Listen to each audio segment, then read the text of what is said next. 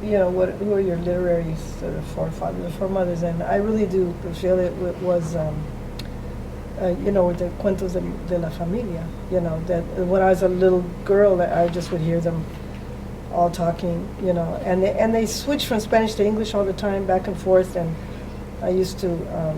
And they were incredible, particularly my mom. She was like kind of la mera cuentista, just really, really wonderful storyteller. She had really great memory and do, beautiful detallitos, and she described how somebody looked, and it was always very dramatic and engaging.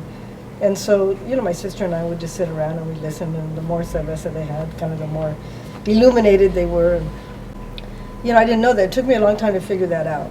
That, not that long, in my early 20s, after college, and I began to really, take my writing seriously, and then I realized that suddenly these voices began to kind of come back to me in those stories, and that's largely, it took some years, but that's largely when I got into playwriting, those voices came back to me, because it's so oral, it's an oral tradition, right? So in the plays, I was able to write down how I heard things, and even write in Spanglish, and then the actors would do it, and so it sort of made it back to being oral again. So that was a really important moment to me, to sort of kind of organically get into playwriting because of that.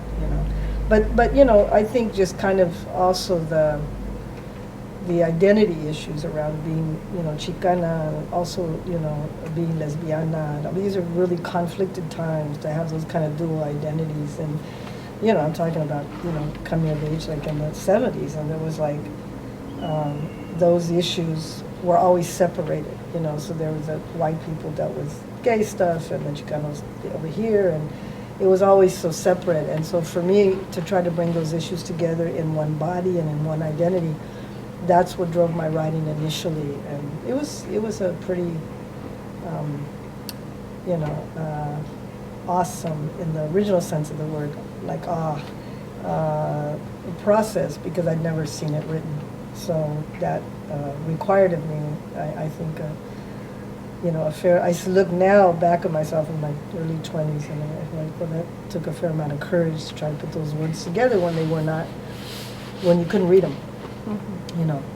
So in terms of I was also, as I came of age, and I really began to read a lot of black women's literature, because there wasn't a lot of Chicana literature. So I was just looking for women of color literature where they were putting together issues of race and class and gender, and in a way that I even read James Baldwin, who's a wonderful African American writer in the Civil Rights Movement, and because as a queer man, he was sort of writing in this way that I felt like was very, I don't know, that it just inspired me, because it was very visceral, and I needed those kind of examples of people who sort of were living lives where their identities were being questioned all the time, So those were really the writers I went to, people who were dangerous, and they had to have a lot of courage to write.